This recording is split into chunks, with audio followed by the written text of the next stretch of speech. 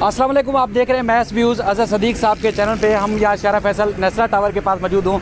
यहाँ supreme court ने जब हुक्म दिया नसलह टावर को मस्मार करने का, तो उसके बाद फिर यहाँ के जो मकीन हैं उन्होंने एहतिजाजी कैंप लगा दिया है। अज़हर सदीक साहब यहाँ कराची में मौजूद हैं। आज इन मुतासरीन से इनका केस जानने की कोशिश करेंगे और सुप्रीम कोर्ट का जो हुक्मनामा है उस पर किस हद तक अमल दरामद हो सकता है या कोई नज़रसानी की गुंजाइश है। कानूनी, आइनी और जो अखलाकी जवाज़ है वो इस वीडियो में आपके सामने रखने की कोशिश करेंगे।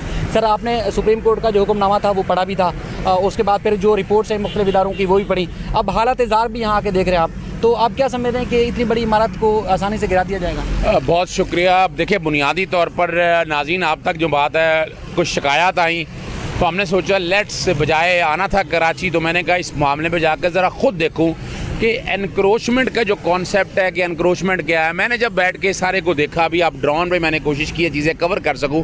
अलाइनमेंट जब देखते हैं सारी इस बिल्डिंग की तो अलाइनमेंट एक नज़र आती है। हम पहले ज़रा कानूनी पोजीशन कर लेते हैं, फिर ये जगह सारी जब पता किया, ये सिंध मुस्लिम कोऑपरेटिव हाउसिंग सोसाइटी की है और गालबन 57 से उनके पास चली आ रही है। और दूसरी जो बात आगे यहाँ देखी, मैंने कहा यहाँ देखा जाए नाले का बड़ा शोर, नाले का देखा तो नाला बहुत दूर है। तीसरा देखा कि ये क्या ट्रैफिक यहाँ को ब्लॉक हो रही है। अब जाके पीछे से देखा तो मैंने ये कैंप लगा हुआ यहाँ, मैंने तो कोई ट्रैफिक ब्लॉक देखी, ये ट्रैफिक रवा दमा है आपके सामने, ये सारा देख लें। फिर मैंने कोशिश की कि इन लोगों से मिलने से पहले मैं कुछ डॉक्यूमेंट्स देख सकूं। सुप्रीम कोर्ट ने बड़ा सख्त हुक्म कर दिया है कि वन वे और the other let it be demolish. मुझे बैठ कर पब्लिक इंटरेस्ट मैं करता हूं, तो हमने डिस्ट्रक्शन को यकीन नहीं रखते। हम समझते हैं कि चीज़ें जितनी बच सकें, सेव हो सकें। मिसाल के तौर पर अगर ये सिंपल सी बात है, अगर ये कोई पब्लिक पार्क होता, मैं एक बात अर्ज़ कर रहा हूँ, या कोई अस्पताल की जगह थी यहाँ पर, या ये मेन सड़क में सड़क आपने रोक दी, लोग जा नहीं सकते, फिर तो समझ आती है कि इसके अलावा हल कोई नहीं है। अगर मान ले फॉर द टाइम बीइंग कि ये कोई कहीं ना कहीं है, मिसाल के तौर पर अगर ये थोड़ी सी जगह अगर आ रही है, आप कह रहे हैं उसको गिरा दें, उसको क्या गिराएंगे? आपका पूरा टावर लो। आपके सामने मारगरा टावर की मिसाल मौजूद है।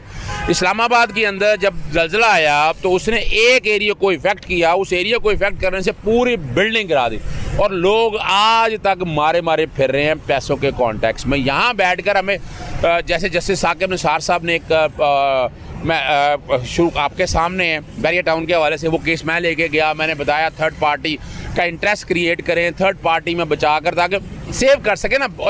अब यहाँ भी इतनी बड़ा एक स्ट्रक्चर खड़ा है, ये स्ट्रक्चर रोड को इफेक्ट नहीं कर रहा। मेरी ज़ाती राय हो सकता गलत हो। यहाँ जो बात दूसरी जहाँ तक बात है ना, कि आप कहें कि यहाँ कोई इसने ब्लॉक कर दिया है, वो भी नज़र नहीं आ रहे। डॉक्यूमेंट्स मैंने जो देखे हैं प्रामा वजह, मैं समझता हूँ ये केस जो है ना रिव्यू का बनता है और सुप्रीम कोर्ट को इस कॉन्टेक्स्ट के हवाले से सोचना चाहिए कि ये मामला कि किस यहाँ एक काम और करना चाहिए। यहाँ एक लेट्स हैव एक कमीशन तश्कील दें जो एक्सपर्टीज़ में आकर इस को देखें। टेक्निकल इशू है, यानी मैं भी नहीं कह सकता, यानी वहाँ जब तक कोई एक्सपर्ट ना आए, यहाँ अगर देखें ना कि वाकई इट हैज़ अफेक्टेड, इसमें बैठ के आप कोई भी एक इंडिपेंडेंट बना दें जो बैठ के सारे मामले को देखे ताकि इस मसले का हल वंस फॉर ऑल निकल सके और ऐसा रास्ता बनाया जा सके, सांप भी मर जाए और लाठी भी ना टूटे।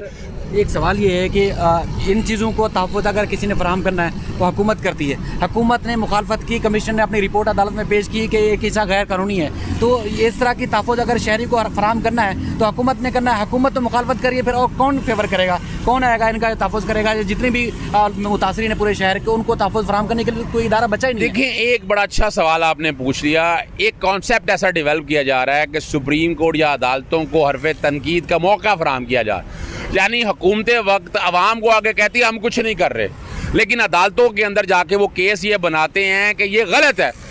और वो सारी जो यानी कसूर किसका था? अगर फ़र्ज़ करें ये गैर कानूनी था तो सिंध बिल्डिंग कंट्रोल अथॉरिटी ने जितने अप्रूवल अथॉरिटीज़ जिन्होंने दी उस वक्त के दी, ये सारा उस वक्त का देना था। ये बन के इतने बिल्डिंग और इतने अरसे से, मैंने इसके साथ वाला प्लॉट भी देखा, वो प्लॉट देखे, वो आज भी मलकियत के हवाले से पड़ा हुआ है। या तो सड़क वहाँ भी हो, वहाँ भी सड़क मुझे नज़र नहीं आई है।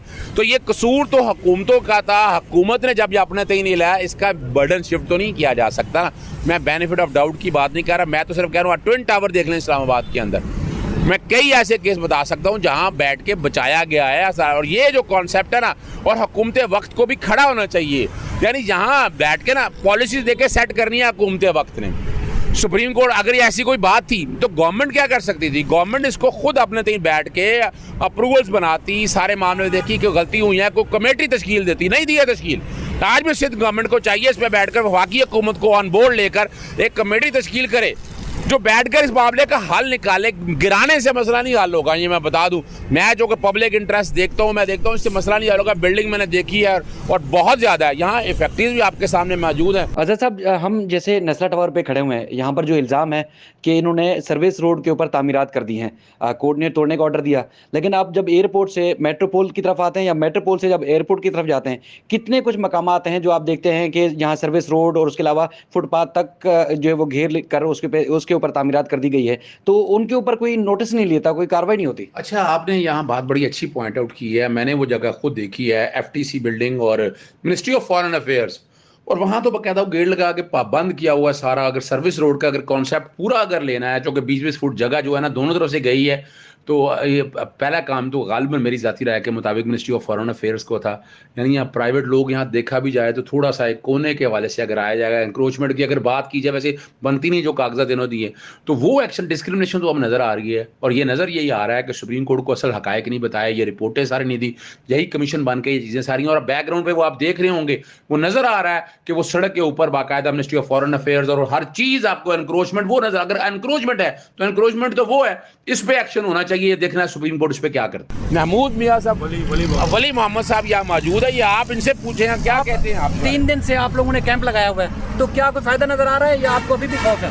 नहीं, लाजिम बात है, हम अभी भी हमारे दिलों में खौफ बैठा हुआ है। जिस तरीके से रोज़ हम नई बातें सुन रहे हैं, हम तो ये कह रहे हैं कि हमारा कसूर बताया जाए। हमारा कसूर क्या है? हमारा ये कसूर है कि हम जब बिल्डर के पास आए और हमने फ़ाइल देखी इसकी बिल्डर की, तो जो गवर्नमेंट ऑफ सिंध की एक अथराइजेशन, एक अथॉरिटी ये कहती है कि आप जो कोई भी चीज़ पर्ची, वो कहते हैं कि आप जो एडवर्टाइजमेंट में लिखा हुआ NOC नंबर आप देखें तो आँख बंद करके वो चीज़ परचेज़ कर लें। जब हम बिल्डर के पास आए और हमने NOC देखी, हमने आँख बंद कर, अगर हमारा यही कसूर है तो सुप्रीम कोर्ट ऑफ पाकिस्तान एक ऐसी ब्रांच बना ले जहां पेपर की verification supreme court of Pakistan खुद करे, किसी सारे इदारों को ख़त्म कर दे। बेहतर यही है कि वो हमें ये बता दे, 100% कवर कर दे कि हाँ जी ये बिल्कुल ऑथेंटिक है, ये सही है, उसके बाद हम वो फ्लैट परचेज़ करें। अगर हमारा ये कसूर है, हम बिल्कुल मुस्तकिल खौफ के आलम में हैं और हम पहली बात तो हम बिल्डिंग को खाली नहीं करेंगे। हमारी अगर जानों से खेलना है गवर्नमेंट ऑफ सिंध को तो बिल्कुल खेले।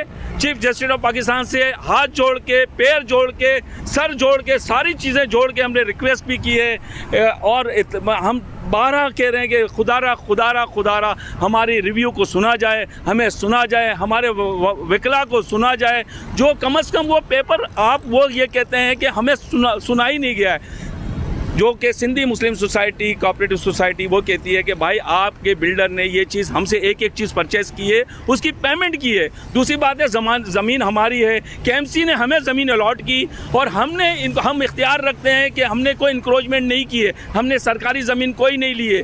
अगर ये पुल बन रहा था, पुल के दरमियान में सरकार की ज़मीन सरकार ने खुद इस्तेमाल किया, जिसमें हमारा क्या कसूर है ये बताइए।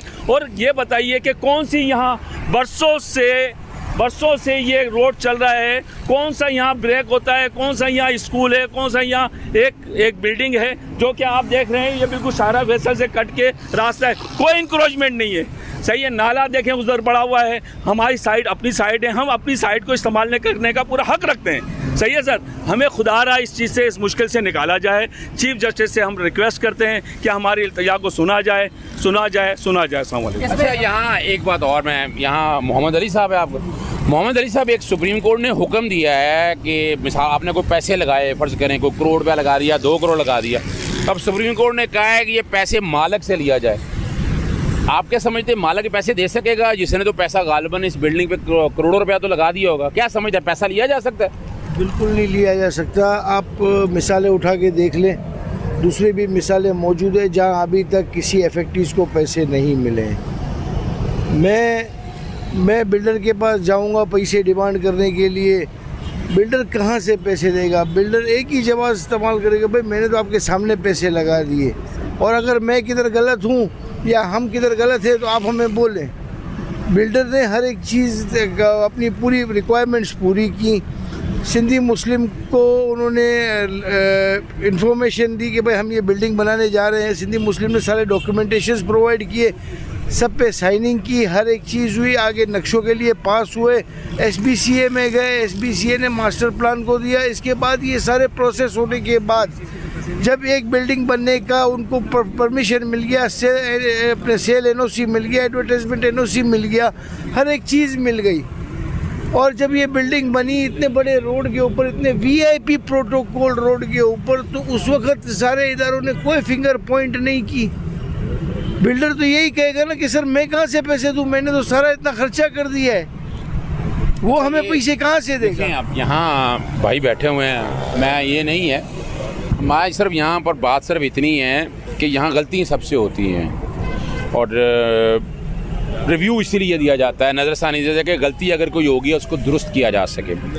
मैं समझता हूँ इसमें error apparent on the face of record, error of fact भी समझता हूँ, एरर ऑफ लॉ भी मैं समझता हूँ, और ये इसका हल बड़ा आसान है। एक तो मैं मुतालबा, जैसे यहाँ आपके सामने देखें, अब एक बड़ी सिंपल सी बात है, वो कह रहे हैं बिल्डर, अब बिल्डर कहाँ से पैसे देगा, एक सवाल है। बिल्डर ने या तो आप ना समझते हैं कि एनक्रोचमेंट की ज़मीन थी, ज़मीन बेच लो, ज़मीन पड़ी थी, फिर तो पैसा अब इस सारा लग चुका है, इस पैसा इस बिल्डिंग के ऊपर। अब ये बेचारों का पैसा बिल्डर कैसे देगा, ये एक बड़ा ज़बरदस्त सवाल है। वो तो बेचारा, यानी आप जीते जी मरने वाली बातें हैं, ये सारी चीज़ों को ये सोचना है। हमारा मकसद देखें, हमारा मकसद पॉजिटिव सेंस में है, साफ शक्ल दिखानी है सामने कि इसका एक एमिकेबल सलूशन निकाला जाए, और सलूशन कोई मुश्किल नहीं है, मैं नहीं समझता। बाकायदा एक कमीशन तश्कील दिया जाए और वो कमीशन आकर यहाँ देखे, और मैं चाहूँगा कि यहाँ के जो आबाद वगैरह हैं, जो यहाँ के बिल्डर्स वगैरह हैं, उनको भी चाहिए कि वो अदालत के सामने ये सारी पोजीशन रखे कि यहाँ के हम नहीं समझते हैं, ये कारोबार भी है इनका, पैसे भी लग गए हैं, बहुत ज़बरदस्त बिल्डिंग है, मैंने अंदर से बिल्डिंग देखी है। तीसरी जो बात है, कोई पैसा देगा कैसे, पैसा रिकवर नहीं होगा, ये बेचारे सड़कों पे अलहदा फिरेंगे। तो हमें हल इसका इस तरह निकालना है। अगर मिसाल के तौर पर मान ले, अगर कोई 100 फुट या 150 फुट जगह है, वैसे तो 20 फुट की बात हो रही है कि 20 फुट सड़क के हवाले से बात कर रहे हैं, तो अगर हम 20 फुट को भी गिराते हैं तो ये बिल्डिंग सस्टेन नहीं कर सकेगी। और अगर वाकई कोई इफेक्ट कर रहा है, यानी मिसाल के तौर पर सड़क के बीच में होता, फिर तो 100% उड़ा देना चाहिए था। लेकिन इसका हल निकालना है, और नज़रसानी में हमें इसका हल निकालना चाहिए। जो सुप्रीम कोर्ट में निशानदेही हुई है, तकरीबन 36,000 रफाई प्लाटों पर तामीरात की निशानदेही हुई है। जिस तरह फिर आप कमीशन की बात करें, फिर इस बिल्डिंग के लिए नहीं, फिर तो तमाम जो जहाँ ऑपरेशन हो रहा है वहाँ के लिए हुकूमत को ये सोचना चाहिए। देखिए ना, ये बड़ी ज़बरदस्त है, we need to have it. जैसे यहाँ ये एहतिजाज करें, इस तरह हज़ारों लोग और ये तो देखे ना, ये एक दफ़ा इब्तिदा होगी तो ये तो बड़ा खतरनाक काम है। और मैं ये समझ रहा हूँ कि पीछे कुछ शरारती लोग ऐसे बैठे हुए हैं जो कोर्ट तक सही बात नहीं पहुँचा रहे, यानी हमारी अदालतों के अगेंस्ट खड़ा कर रहे हैं लोगों को। ये रोकना होगा हमें, नहीं रोकेंगे तो बड़े मसाइल पैदा होंगे। और आपने बड़ी ज़बरदस्त बात निशानदेही की है कि इन चीज़ों को मंतकी अंजाम तक पहुंचाने के लिए हमें इसका हल एक ऐसा निकालना है फॉरएवर निकल सके, और मैं यही गुजारिश करूँगा। ये पॉइंट ऑफ व्यू मुतासरीन का भी था। अज़हर सदीक साहब चूँकि कानूनी आइनी मामला जानते हैं, तो इनकी भी यही जो एक डिमांड है कि वफाकी हुकूमत, सूबाई हुकूमत के साथ साथ फिर अदालत में बैठ के इस मामले की निशानदेही होनी चाहिए, बल्कि तयन होना चाहिए कि मुतासरीन को बचाया कैसे जाए और उसका हल कैसे निकाला जाए। मज़ीद भी इस सिलसिले में अपडेट करेंगे। आप देखते रहिए मैस व्यूज़।